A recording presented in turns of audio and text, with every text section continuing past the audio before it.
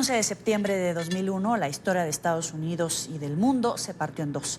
Los ataques a las Torres Gemelas en Nueva York, el Pentágono y el intento fallido de atentar contra el Congreso pusieron en vilo al mundo.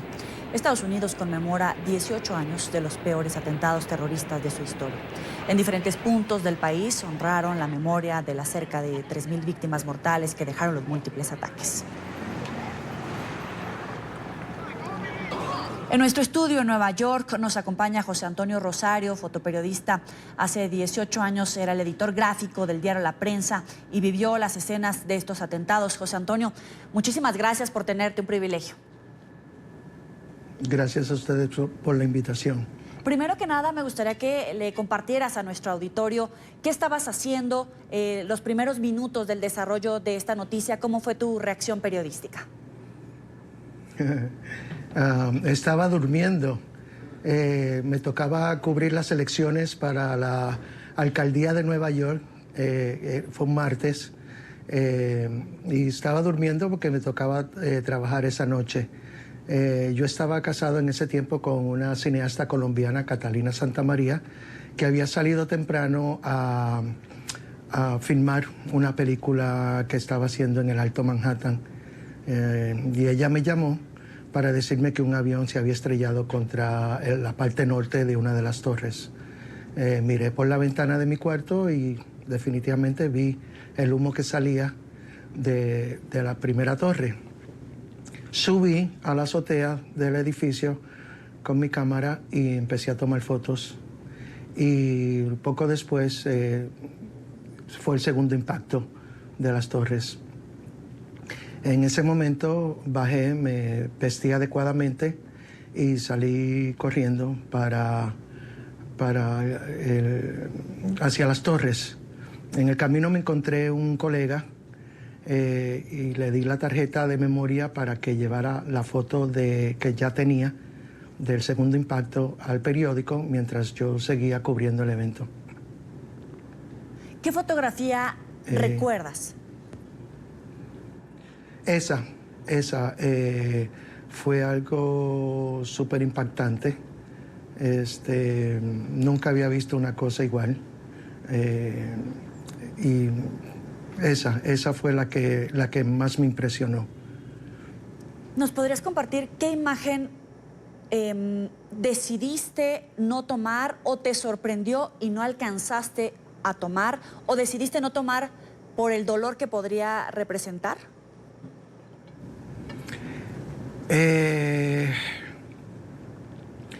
No.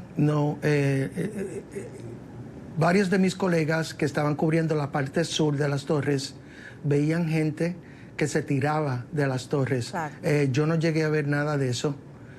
Yo sí pude captar y tomarle fotos a gente que salía, pues claro, llenas de humo, de debris, con golpes, con heridas, pero no, incluso cuando se vino la primera torre abajo, todos salimos corriendo y yo, por mi parte, entré a una iglesia, a St. Peter's, a la iglesia de St. Peter's. Y una vez ahí empezaron a entrar gente que habían sido totalmente cubiertas con el polvo y todo lo que había caído. Habían personas que no podían ni respirar porque todo estaban llenas completamente de un polvo blanco. Miré hacia la calle y por la ventana de la iglesia, de la puerta de la iglesia, y afuera se veía como si hubiera caído una tormenta de nieve y todo lo hubiera cubierto de blanco, todo de blanco. No se podía ver, por ejemplo, al cruzar la calle. Ahora, cada vez salen más imágenes y me recuerdan la fotografía que acabas de nombrar, esa donde hay una persona que se ve que está cayendo de cabeza de una de las torres, lanzándose antes de que la torre se viniera abajo. De hecho, hay varios libros en Estados Unidos que publican el debate que sostuvieron los miembros de una redacción, los camarógrafos, los fotógrafos, los directores editoriales, sobre si, por ejemplo, durante el desarrollo de la noticia, las cámaras que transmitían en la televisión debían cerrarse en un close-up a captar justamente esa gente que se estaba tirando de cabeza, o mantener solamente un encuadre de las dos torres en llamas. El debate es si ese tipo de coberturas requieren de hacer un zoom a la desgracia, un close-up a lo que está sucediendo en ese momento por vender más, por alimentar el morbo, o si por el contrario debe de únicamente retratarse la situación sin necesariamente ver el dolor de las víctimas. ¿Tú qué opinas? No, fíjate, en mi opinión, el fotoperiodista no debe alterar la foto o la imagen de ninguna manera o forma. Y cuando un medio de comunicación manda a un fotoperiodista o un periodista a cubrir una asignación, esa persona son los ojos y los oídos del mundo o de esa publicación. No podemos vendarle los ojos al fotoperiodista o al camarógrafo de lo que está pasando. Es la responsabilidad de esa persona documentarlo todo, por más gráfico y por más triste y más doloroso que sea. Te doy un ejemplo. Yo cubrí el terremoto en Armenia, en el 99 creo que fue, y tomé una foto de un niño que había sido sacado de los escombros 2 días después del terremoto. Una imagen pues obviamente muy fuerte. La envié de Pereira, la envié a Nueva York, y en la redacción después me contaron, obviamente, se formó una polémica porque mucha gente en la redacción opinaba que la imagen era muy fuerte para que se publicara, y los otros, pues la otra parte decía que no, que eso era lo que estaba pasando y por qué no informarle al público de lo que estaba pasando. Pues gracias a Dios la foto fue más fuerte que cualquier otra opinión y se publicó de portada, y pues valió la pena de que yo estuviera ahí, de que hubiera hecho el intento de arriesgarme o lo que fuera, de salir corriendo y buscar, ¿no? Para mostrar lo que estaba pasando. Es una responsabilidad que tenemos que hay que hacerlo.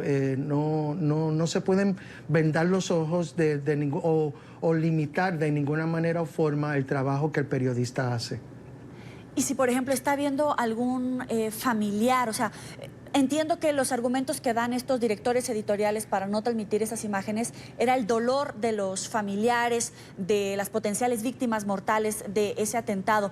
¿Es por vender más, por morbo? ¿Se debe de privilegiar el informar? ¿O dónde quedan esas consideraciones de tono incluso hasta ético para algunos? Es difícil, no niego que es difícil, que sí, que hay que tener consideración y hay que respetar los sentimientos de las personas, especialmente, claro, los familiares de las víctimas. Pero hay casos y hay casos. Han habido casos donde sí se aguanta la noticia o se aguanta el nombre o la identificación de la persona, de la víctima, por esa misma razón, pero hay momentos en que no. ¿Qué cambió para la prensa ese día? ¿Perdón? ¿Qué cambió para la prensa ese día? ¿Qué cambió? Sí. ¿Qué cambió para la prensa? No sé, no sabría cómo contestar esa pregunta. Yo creo que todo cambió para todo el que vive y trabaja en Nueva York, y quizás hasta para el mundo entero, todos los Estados Unidos, ¿no? Nadie se pensó que una cosa así podría ocurrir acá, en suelo estadounidense, pero pasó, y si algo cambió es que desde ese momento, pues, se sabe, todos saben que sí, que puede pasar, que no es imposible.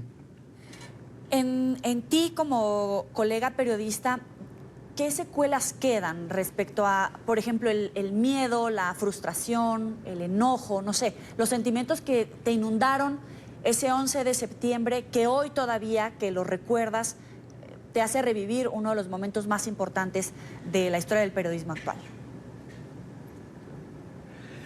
Fíjate, es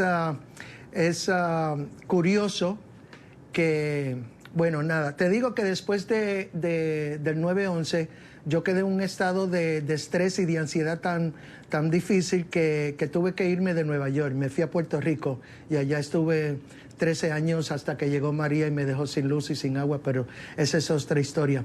Pero curiosamente, todos los años, de alguna manera u otra, yo siempre estaba aquí para esta fecha, siempre, todos los años. Y claro, no podía estar en Nueva York y no ir a Ground Zero y darme una vueltita por ahí y ver la gente y ver lo que estaba pasando y tomar una foto que otra, ¿no?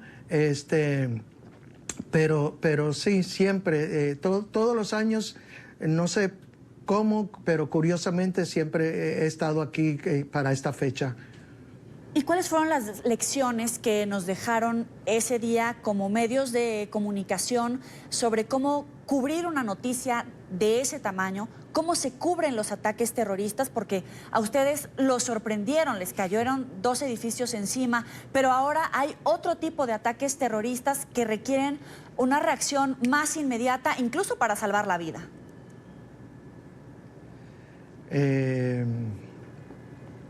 No sabría cómo contestar esta pregunta, honestamente. Nunca he estado frente a una situación igual. Después de eso, básicamente me alejé un poco del trabajo. Estoy casi semi-retirado. Hace mucho tiempo que no trabajo para un medio de comunicación, pero sí sé que siempre hay que tener mucha cautela, ¿no? Es un trabajo muy peligroso, como tú sabes, a nivel mundial. Periodistas pierden la vida todo el tiempo, pero yo no soy parte de ese grupo. Con el internet, con las transmisiones vía streaming de muchos medios de comunicación, pero también de los usuarios en Facebook, en Twitter, ¿qué aprendemos los periodistas, los medios de comunicación de esas transmisiones en vivo, y qué deberían de aprender los youtubers o los influencers que tienen esa vía de comunicación, pero no son periodistas? Cuando se habla, por ejemplo, de un ataque en desarrollo, ¿cuáles son esas lecciones que nos dejan de un lado y del otro?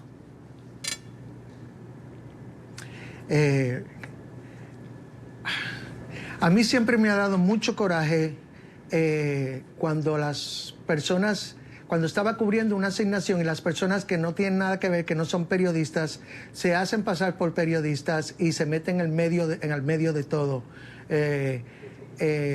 Hoy en día todo el mundo es fotógrafo, ¿no? Con su celular y con sus maquinitas y qué sé yo qué. Pero hay que tener mucho cuidado porque hoy en día la imagen es muy fácil de manipular. Cualquiera puede poner cualquier cosa en cualquier momento, en cualquier lugar, y tú no sabes si es, como dice, ya tú sabes quién, fake news o es de verdad. Es muy difícil, es muy difícil. So, la lección que hay por aprender es que hay que tener mucho cuidado. No puedes creer todo lo que ves y todo lo que oyes porque es difícil. Tiene que ser una fuente muy reliable, muy con mucho mérito. Le agradezco muchísimo a José Antonio Rosario estas reflexiones, compartirnos la historia personal de este 11 de septiembre, ya hace 18 años. Gracias por estar con nosotros. Gracias a ustedes nuevamente por la invitación. Hasta luego.